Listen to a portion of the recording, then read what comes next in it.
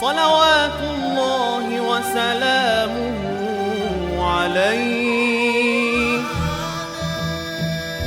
خذي دقات قلبي وحي بها. صرخت وقلت أريد الرجوع إلى بلدتي.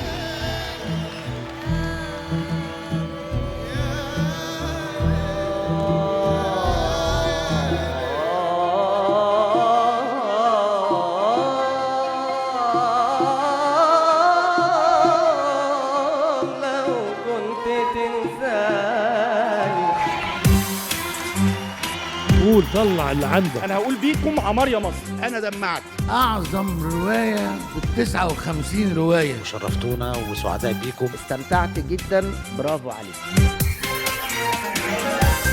في إطار عام الشباب المصري، مسابقة إبداع في موسمها الرابع.